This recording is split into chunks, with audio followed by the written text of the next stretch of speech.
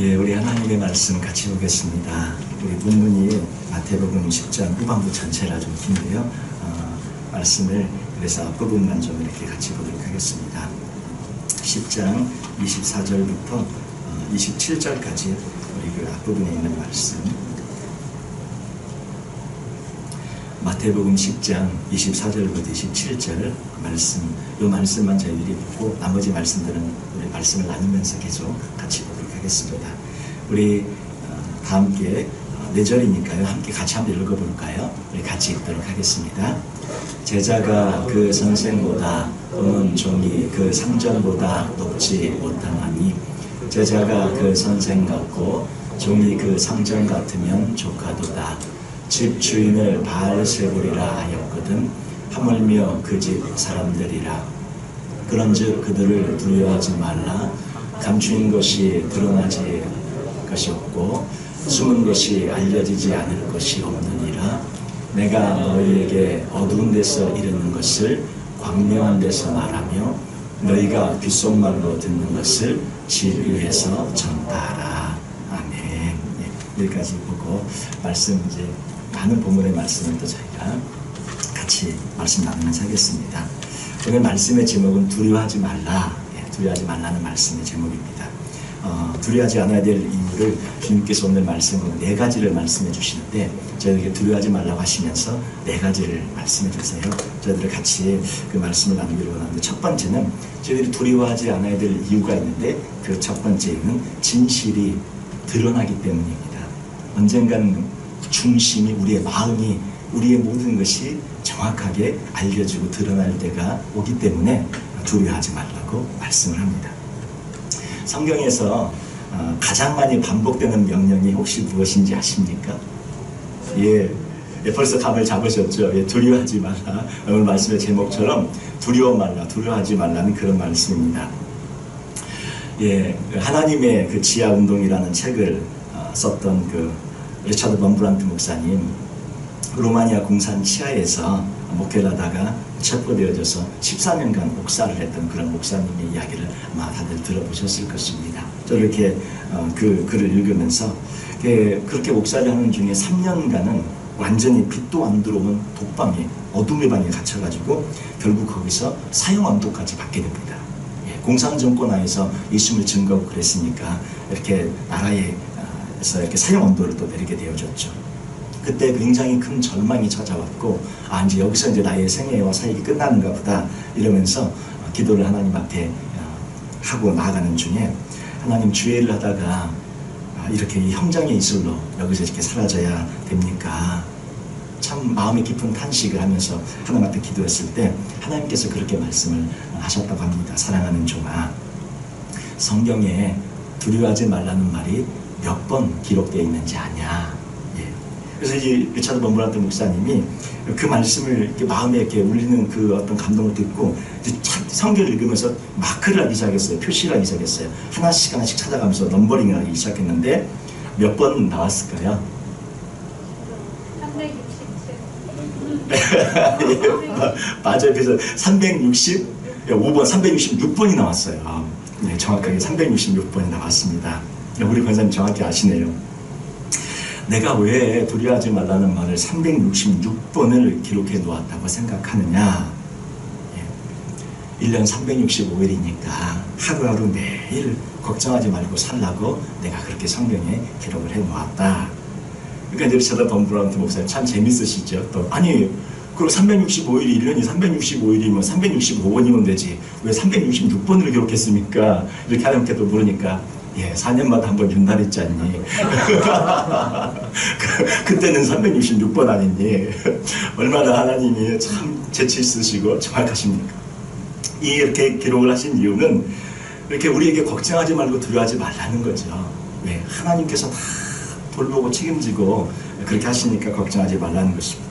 그 리차드 범브란트 목사님은 그래서 그 이후에 그 감옥에서 독방에서 어둠도 빛도 안 들어오는 그 어둠의 방에서 그렇게 지내면서 하나님 앞에 그것이 감사로 하나님 참 여기 있는 게 더 주님의 뜻이 있겠죠. 더 깊은 교제로 들어가게 되어졌고 감사로 바뀌면서 그렇게 기쁨으로 감옥생활을 했고 하나님의 은혜로 나오게 됩니다. 감옥에서 출소하게 되어지고 그런 복음을 귀하게 전하는 그런 삶을 살게 되어졌는데, 우리가 이렇게 보면 우리의 어떤 삶에 여러 가지 어려움과 아주 예기치 않은 그런 슬픈 일들을 곤란을 겪게 됩니다. 근데 그것이 오히려 하나님의 축복으로 인도하는 더 귀한 은총의 계기들이 되는 것을 저희들이 많이 보게 됩니다. 우리 성경에서 나오는 야곱 같은 경우도 그런 경우죠.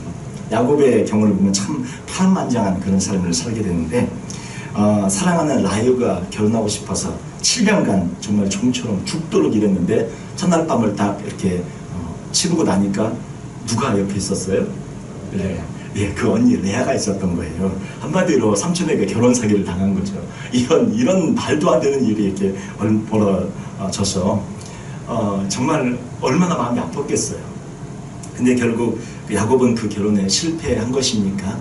돌아보면 물론 그 안에 어려움도 있고 아픔도 있고 슬픔도 있지만, 결국 그 레아라는 그 부인을 통해, 라헬을 통해도 요셉이 태어나서 그 하나님의 준비로 고센 땅에서 이스라엘 민족이 세워지는 그런 계기가 되어졌지만, 그 레아를 통해서도 6명의 아들이 태어나고 1명의 딸이 태어납니다. 그 6명의 아들 중에 4번째 아들이 누구예요?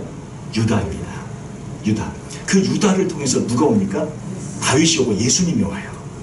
예. 그 실패한 결혼 같고 원치 않은 결혼 같았는데, 하나님의 역사가 그 실패를 뒤집어서 하나님의 놀라운 그런 하늘의 은총의 통로로, 섭리의 통로로, 축복의 통로로 만들어 변화시켜 주시는 분이 하나님이시라는 거죠. 저희도 우리의 인생을 살아가면서 이런 일들이 많이 있을 거예요. 그러나 하나님 살아계십니다. 그것을 반드시 선으로 바꾸실 거예요.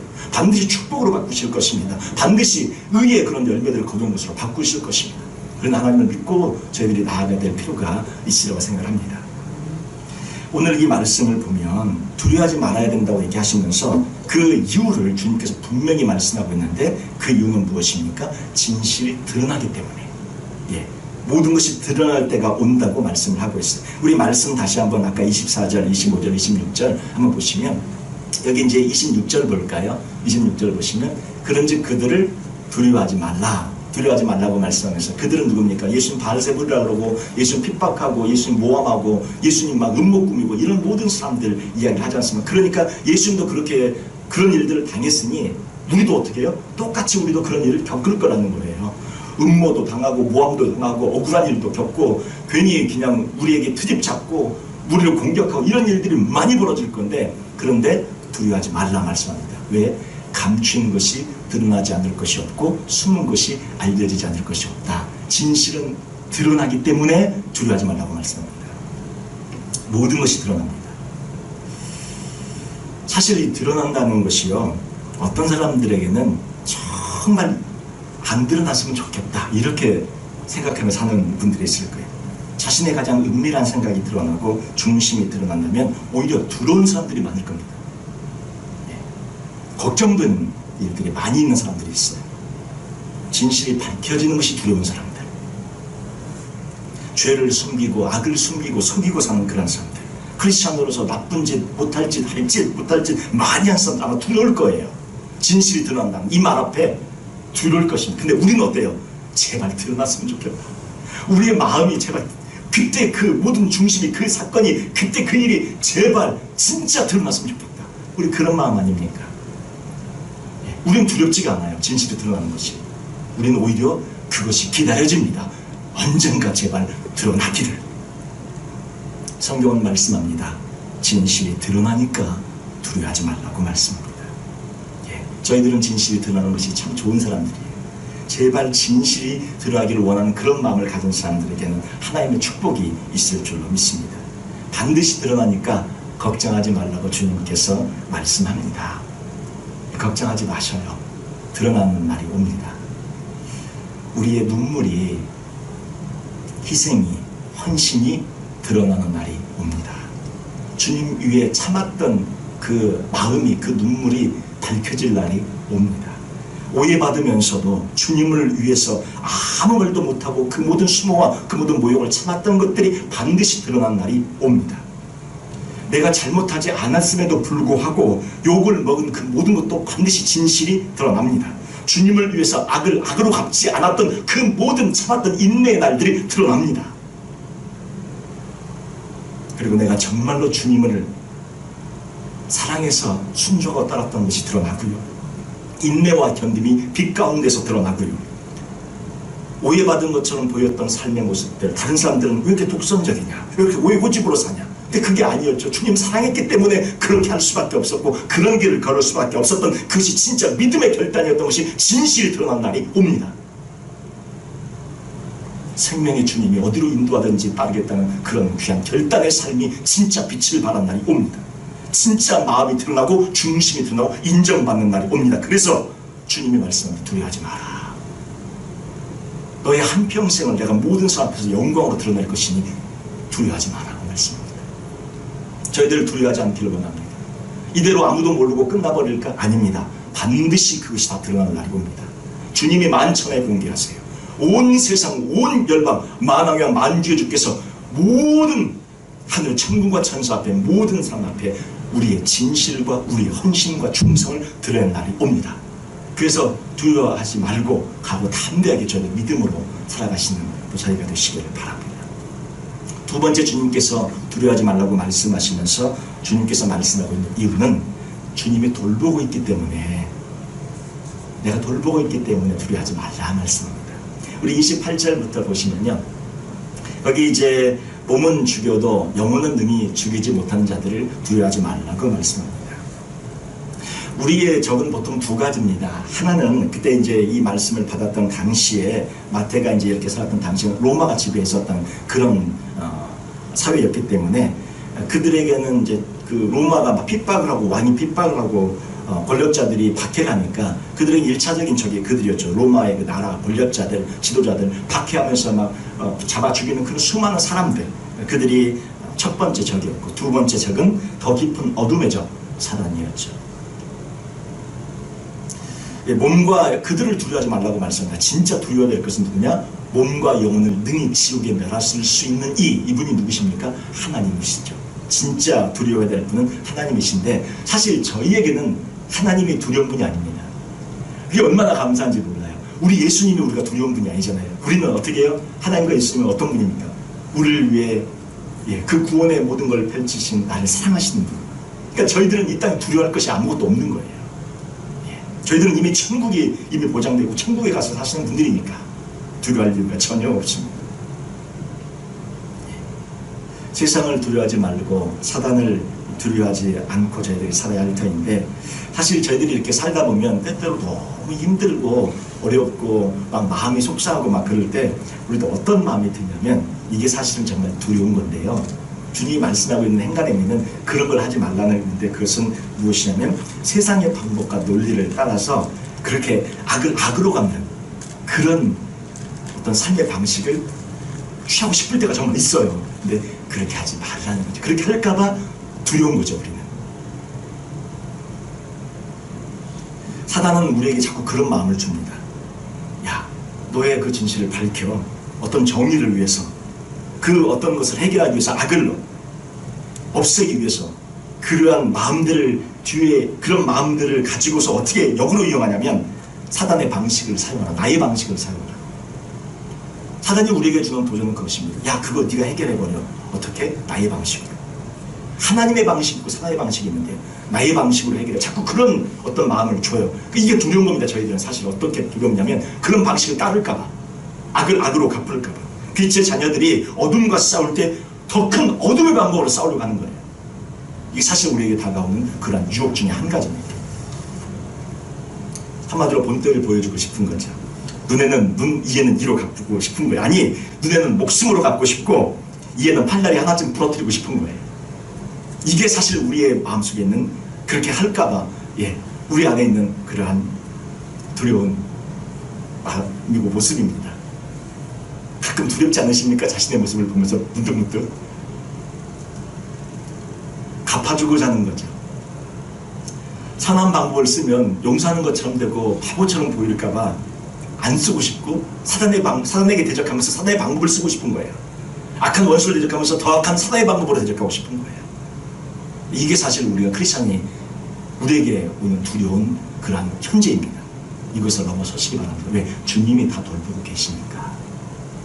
다 주님이 보고 계시고 하는 것이, 아까 그랬잖아요. 진실이 드러난다고.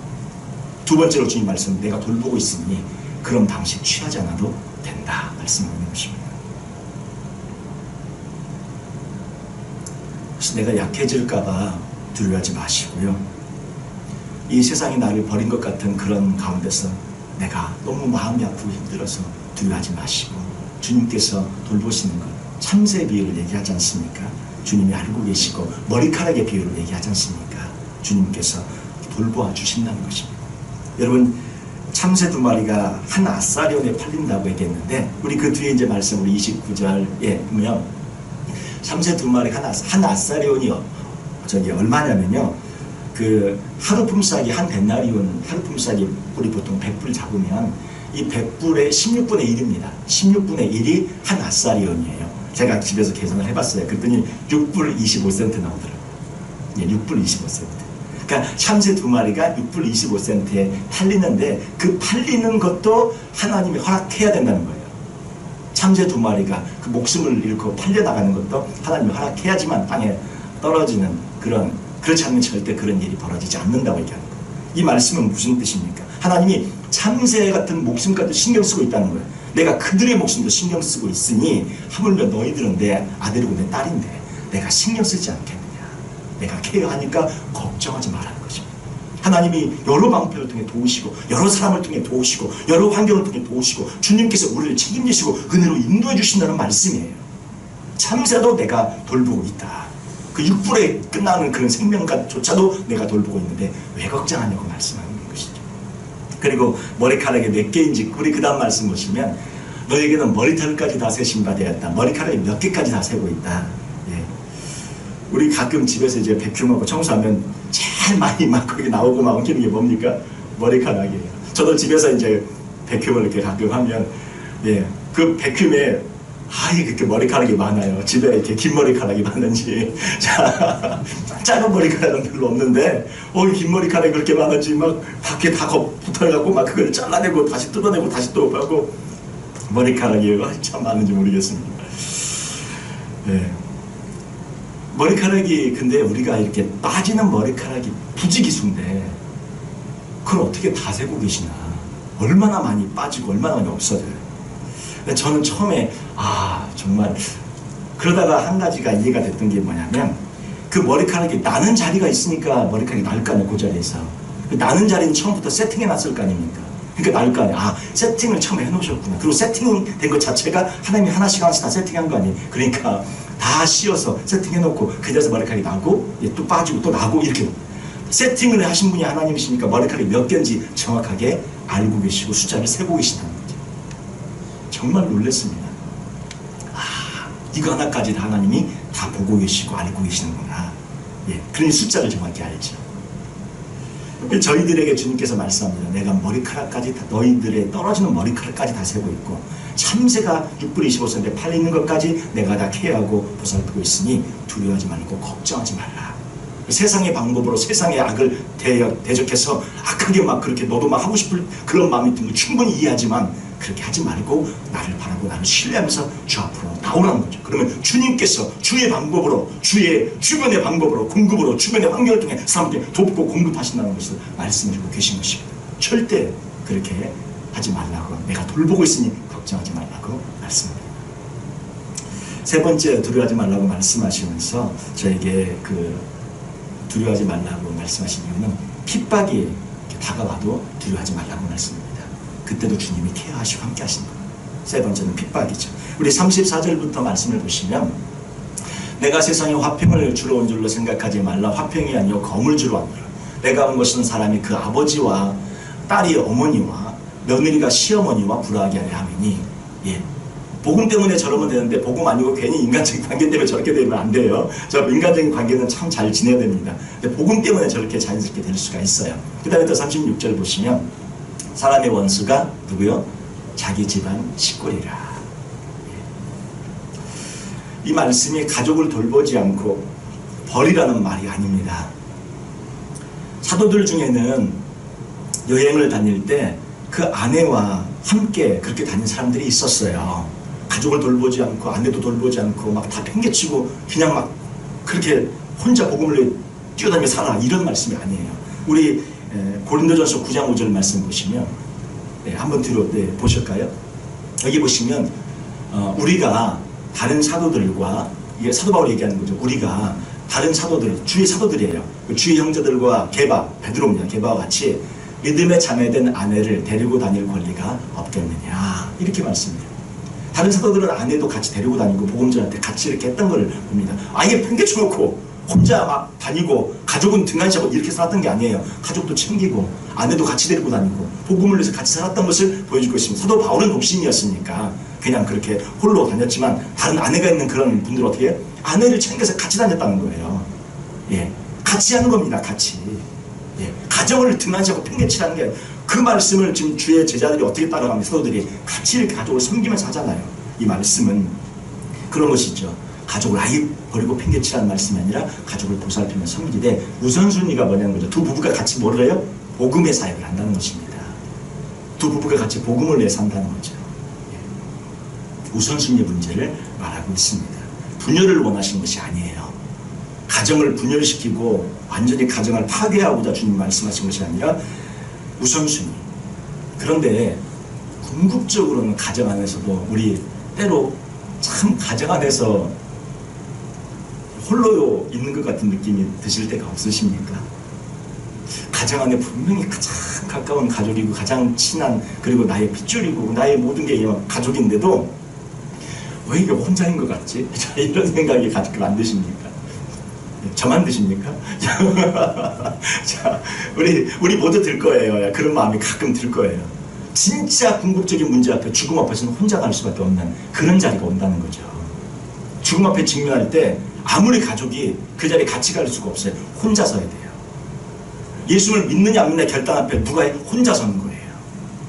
십자가의 그 피 앞에 결국 가족이 도울 수 없게 혼자 서는 거고, 죽음 앞에, 천국 앞에 가는 것도 혼자 그 자리에 서는 것입니다. 그래서 결론적으로 말씀하고 있는, 주님이 말씀하고 있는 그거예요. 그 절대적으로 혼자 서야 될 그 자리에 그때의 우선순위가 무엇이냐? 너의 생명, 천국, 죽음 앞에 가장 중요한 우선순위가 무엇이냐? 바로 예수 그리스도 복음이라는 것입니다.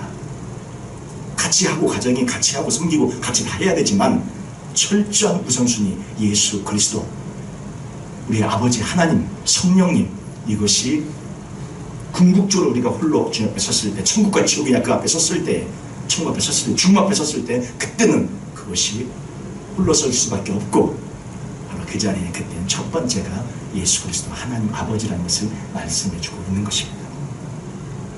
그래서 핍박이 가끔 가정에서 일어날 때가 있는데 어떤 인간관계 때문이 아니라 복음 때문에 그럴 때가 있습니다. 그래서 가정이 때로 큰 힘이 되지만 복음 앞에서 결국 가정에 주변에 반대도 있을 수 있고 어려움이 있을 수도 있고, 우리 자녀들 주님 잘 믿었으면 좋겠는데 안 믿고 막 그럴 때도 있고, 우리 부모님이 예수님 잘 믿었으면 좋겠는데 안 믿을 때도 있고, 우리 일가 친척들 믿었으면 좋겠는데 안 믿을 때도 있고, 그런 데서 오는 많은 오해들, 많은 그런 어려움들이 있을 수 있지만 어떻게 해요? 그런 핍박이, 가정 안에서 핍박이 다가와도 도유하지 말라는 것입니다. 그리고 예수 그리스도를 믿고 믿음으로 나아가라고 말씀합니다. 우리 모두 그러시기를 주님의 이름으로 축원을 드립니다. 마지막에 네 번째, 두려워하지 말라고 말씀하시면서 주님이 주신 이유는 반드시 내가 갚을 것이기 때문에, 갚아줄 것이기 때문에 두려워하지 말라고 말씀합니다. 이 말은 무슨 뜻입니까? 내가 반드시 그렇게 살아온 생애에 대한 상을 줄 것이니까, 보상을 할 것이니까 두려워하지 말라고 말씀해요. 성경에 상 받을 것이다, 상을 줄 것이다 말씀이 참 많이 나옵니다.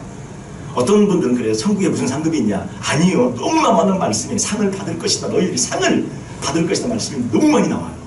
오늘 주님 말씀, 두려워하지 말라, 내가 너희들의 인생에 대한 반드시 보상을 하고 상을 줄 것이니까 두려워하지 말라고 말씀합니다. 한번 말씀 보세요. 10장 40절. 예, 10장 40절 보시면, 예, 넘어갈게요. 예, 여기 보시면, 너희를 영접하는 자는 나를 영접하는 것이요, 나를 영접하는 자는 나를 보내신 이를 영접하는 것이다, 이렇게 말씀하죠. 그러니까 너희는 누굽니까? 주님의 제자들이죠. 저희들이에요. 우리들이에요. 주님을 따르는 우리 모든 사람들을 영접하면 누구를 영접한다고요? 우리를 보낸, 우리와 함께 온 예수님을 영접하는 거다. 그러니까 우리 성도들을 섬기는 거 결국 누구를 섬기는? 예수님을 섬기는 거라는 거죠. 그리고 예수님을 영접하는 자는 결국 누구야? 나를 보내시니 하나님을 영접하는 것이다. 저기에 어떻게 상이 없겠어요? 그리고 이제 구체적으로 얘기하십니다. 보세요. 41절에 보시면, 선지자의 이름으로 선지자를 영접하는 자는 선지자의 상을 받을 것이요, 이렇게 말씀해요. 자, 여기 선지자는 여기 이제 상이 세 가지가 나와요. 선지자의 상, 의인의 상, 작은 자에게 베푼 그런 데 받는 상, 세 가지 상이 나옵니다. 주님이 세 가지 상을 소개해요. 첫 번째 상은 어떤 사람이 선지자의 상을 받고, 두 번째 의인의 상을 받고, 세 번째 작은 자에게 베푼 상을 받는데, 첫 번째 선지자의 상이 나옵니다. 이 선지자라는 것은 무슨 뜻입니까? 히브리어로 선지자를 나비라고 합니다. 그 발음이 같은데 우리 나비, 벌 나비 할 때 그 나비가 아니고요. 발음이 나비인데 그 나비, 선지자를 나비라고 그래요. 그렇게 발음을 해요. 그런데 그 나비의 그 뜻은, 선지자의 뜻은 무엇입니까? 말씀을 전하는 자입니다. 주의 종이죠. 주의 종, 선교사님들, 복음을 전하는 자. 우리 모두도 다 그럴 수 있어요. 우리도 말씀을 전하고 감정을 이런 거 다 복음 전하는 것이니까. 근데 선지자의 이름으로, 이게 이제 이름으로라는 뜻이 무엇이냐면, 그가 선지자이기 때문에, 그 뜻이 이름으로가 때문에입니다. 선지자이기 때문에, 그가 선지자이기 때문에, 그가 말씀을 전하는 자이기 때문에, 그가 선교사이기 때문에, 그가 목회자이기 때문에, 주의 종이기 때문에 그 뜻이에요. 선지자의 이름으로. 그러니까 선지자이기 때문에 어떻게 해요? 선지자를 영접합니다. 때로는 긍휼의 마음도 있고 참 연민의 마음도 있고 참 안타까워서 돕는 그런 마음도 있을 수 있겠고, 또 때로는 어떻게 해요? 그가 하나님의 말씀을 전하는 자이기 때문에 그 하나님의 말씀 자체에 대한 권위를 생각해서 그를 생각하고 돕는 그런 마음도 있겠죠. 그 선지자의 이름으로 선지자이기 때문에, 말씀을 전한 자이기 때문에 선지자를 영접하는 자는 선지자의 상을 받을 것이다 말씀합니다. 왜 그가, 아니 선지자의 상은 누가 받아야 돼요? 선지자로 살아간 사람이 받는 거잖아요. 저거 지금 말씀을 잘 보셔야 됩니다. 지금 선지자의 상은 누가 받아요? 선지자로 산 사람, 말씀 전한 삶을 산 사람, 주의 종들이, 선교사님들이 받는 상이 저 상이에요. 그런데 그들만 받는 게 아니다 얘기하는 거예요. 그 선지자의 상을 누가 받아요? 돕는 자들이 다 같이 그 선지자의 상을 받는 것을 얘기합니다.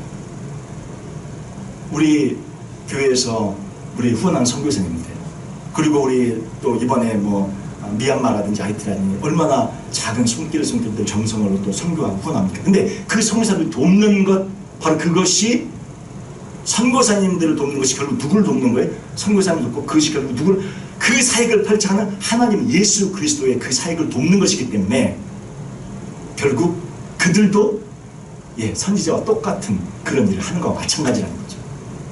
그래서 결국 선지자들만 그때 상을 받는 것이 아니라 그 일에 후원하면서 같이 동참했던 모든 사람들이 그 상을 같이 받는다고 말씀하고 있는 것입니다. 직접 선교사가 돼서 살지는 않지만, 저희들이요, 직접 목회자가 돼서 살지는 않지만 주의 종으로 사는 것과 똑같은 거라는 거예요. 주의 종으로 사는 것과 똑같은. 그래서 선지자의 상을 받는다고 말씀합니다. 선지자들만 받는 것이 아니라 선지자를 영접하는 자도, 돕고 베푸는 자도 선지자의 상을 받게 되어집니다. 그래서 우리 그러신 분들 계시잖아요. 비즈니스 하실 때, 우리 목사님들 같은 경우에, 또 선교사님들 같은 경우에 몇 % 디스카운트 해드립니다. 얼마나 귀한지 몰라요. 아마 그러신 분들 계실 거예요. 여기 지금. 그게 아무것도 아닌 것 같은데, 그거 왜 그러는 거예요? 하나님 그분 나라를 위해서 그러는 거 아니었습니까? 결단코 복을 잃지 않을 것입니다. 선지자의 상을 우리 여기 계신 모든 성도들이 많이 받으시기를 주님의 이름으로 축원을 드립니다. 우리 성도님들 항상 사랑으로 이렇게 하시고 섬기시고 이런 일들 많이 해오셨고 하시기 때문에 이런 상을 많이 받으실 거예요. 분명히 주님께서 말씀합니다. 선지자를 섬기는 자는 상이 따로 있다. 그 상, 선지자에게만 주는 것이 아니라 그 동참한 모든 사람들에게 줄 것이다. 그 상을 받으시기를 간절히 바라고요. 두 번째 상, 의인의 상이 나옵니다. 의인을 영접하는 자. 그 뒤에 의인의 이름으로가 아까 뭐라 그랬어요? 의인이기 때문에 이렇게 얘기했죠. 의인의 이름으로, 의인이기 때문에 의인을 영접하는 자는 의인의 상을 받을 것이. 여기 의인은 어떤 사람들입니까? 여기 의인은 예수를 믿어 의인이 된 사람들. 그게 결국은 무엇입니까? 주님을 믿는 모든 사람들, 모든 성도들, 모든 제자들. 지금 우리 평신도 모두 한 분 한 분을 말하는 거예요. 이제 우리들을 말하는 것입니다. 아까는 특정한 어떤 선교사님들, 주의 종들 얘기했지만 이번에는 누구예요? 우리 모든 평신도 된 우리 모든 사람들을 말하고 있습니다. 그들을 영접하는 자, 평신도이기 때문에, 주님을 따른 사람이기 때문에 그 사람을 영접하는 자, 예수를 믿는다는 이유 하나만으로 그 사람을 돕는 자, 이런 거예요. 예수를 믿고 있기 때문에 그 믿는다는 사실 하나만으로 나의 형제로 자매로 여겨서 그를 돕는 사람들은 무슨 상을 받아요? 의인의 상을 받을 것이다. 우리가 산상수를 하면서 플로잉에 대해서 말씀을 많이 했습니다. 나눠주고 베풀고 플로잉. 우리 성도님들이 참 그런 귀한 삶을 나눠요. 전 너무나 이 말씀을 준비하면서 우리 성도들은 이 상을 다 받겠다, 제가 얼마나 감사했는지 몰라요. 항상 나눠주십니다. 뭐라도 막 갖고 오셔갖고 나눠주시고, 뭐라도 막 싸주시고, 뭐라도 막 챙겨주시고, 항상 그런 플로잉의 삶을 살고 계세요. 주님 말씀합니다. 반드시 의인의 상을 받을 것이다. 예. 김치도 나누시고, 쌀도 나누시고, 뭐라도 나누시고, 정말 얼마나 아름다운 그런 모습을 보이고 계신지 몰라요. 그것이 전부 저 하늘나라에 기록되어 있다는 것입니다. 반드시 의인의 상을 받으실 것입니다. 모를까봐 걱정하지 마세요. 사실은 모르게 주고 싶죠. 모르게 주고 싶고, 근데 이게 괜히 알려줘, 이 작은 건 뭐 알려줘서 뭐, 그냥 살짝 모르게. 근데요, 주님은요, 저 하늘의 대문장 안에 써놓으세요. 언제, 어느 때, 몇 시, 몇 분에 그가 나를 믿는 작은 소자, 그 작은 크리스찬, 예수 믿는다는 그 작은 지체를 돌아보고 그가 이렇게 나눠주고 베풀었다. 분명한 데이터가 있어야 상을 줄 거 아닙니까? 상을 주려면 근거가 있어야 되잖아요. 하나님이 근거도 없이 막 상을 주세요? 아니잖아요. 상을 주시려면 반드시 적혀있는 목록이 있고 근거가 있어야 주십니다. 네, 우리가 그렇게 살아왔던 삶이 저 하늘에 다 기록이 되어져 있어요. 언제, 어느 때, 누구에게, 어떻게 프로그램을 베풀었는지 정확하게 기록이 되어져 있습니다. 우린 사실 드러내고 싶지 않죠. 그거 하나님 뭐 작은 건데, 그게 뭐 별거니까. 근데 하나님은 하늘에서 너무 기쁘신 거예요. 너의 손길이 그 사람을 살렸다. 너의 손길이 그 사람을 위로했다. 너의 손길이 나의 손길이 되어졌다. 주님 그렇게 생각하시고 그렇게 말씀합니다. 그래서 그 다음에 나온 게 뭐예요? 이제 작은 소자 냉수 한 그릇까지 얘기가 나와요. 우리 그 다음 42절 보세요. 또 누구든지 제자의 이름으로 이 작은 자 중 하나에게 냉수 한 그릇이라도 주는 자는 내가 진실로 너에게 이르노니 그 사람이 결단코 상을 잃지 아니하리라. 냉수 준 것까지 적어 놓으시겠다는 거예요. 하나님께서 상을 반드시 주겠다는 것입니다. 이 세 번째 상, 작은 자에게 주는 그런 상. 이 모든 것, 이 작은 자는 앞에 두 가지 다 포함하겠죠. 그리고 이웃까지도 포함하는 말씀입니다. 그리스도인들, 주의 종들을 포함하고, 그 다음에 작은 자는 누구예요? 우리의 주변의 이웃들까지도 그들에게 베푼 선행 맹수 한 그릇 결단코 상을 받을 것이다 말씀입니다. 그래서 두려워하지 말라고 얘기합니다. 우리가 이렇게 베풀다가 나는 아무것도 없고 나 이렇게 살다가 뭐 어떻게 되는 거 아니야? 하나님이 다 기억해서요, 심는 자, 플로잉한 자는 반드시 열매를 거둬요. 어떻게? 30배, 60배, 100배로 거둡니다. 그 열매를 우리 당대에 못 거두면 누가 거둬요? 우리 자녀들이 거두고 손자, 손녀들이 거둡니다. 이것만큼 놀란 축복의 역사가 없어요. 주님이 약속하셨고 말씀하셨습니다. 상을 반드시 받을 것이다. 저 말씀을 붙잡고 주님 앞에 그렇게 플로잉하시면서 살아가시길 바랍니다. 반드시 축복이 있어요. 상이 있습니다. 두려워하지 말라고 말씀합니다. 이렇게 베풀다가 나는 아무것도 없이 그냥 굶는 거 아니야? 걱정하지 마십시오. 누군가가 더 들고 옵니다. 하나님의 은혜의 역사가 이렇게 펼쳐질 줄로 믿습니다. 우리 성도님들, 저는 이 말씀을 준비하면서 얼마나 감사했는지, 다 한 분 한 분이 너무 귀하고 뭐라도 나눠주고 싶어서 뭐라도 자꾸 갖고 오시고 챙기시는 그런 분들이 여기 다 계시고, 우리 집에서 계시는 성도들도 마찬가지예요. 저는 다 압니다. 그런 하나님의 역사, 은혜의 역사, 그걸 지금까지 베풀고 살아오셨기 때문에 하나님께서 두려워하지 말라고 말씀합니다. 반드시 내가 책임지고 내가 보상할 것이고, 내가 그 모든 숨겼던 것, 심었던 것을 자녀들을 통해, 자손들을 통해 반드시 보상을 받게 할 거라고 주님이 약속합니다. 그리고 우리에게는 저 천국에 올 때 천군 천사들이 있는 자리에서 큰 상으로 주님께서 축복하시겠다고 말씀하고 있습니다. 오늘 이 은혜를 주님께서 두려워하지 말라고 저희들에게 말씀하고 계신 이 네 가지 이유를 붙잡으시고 이 한 주간 또 승리하시며 나아가시는 우리 모두가 되시기를 주님의 이름으로 축원을 드립니다. 기도하겠습니다.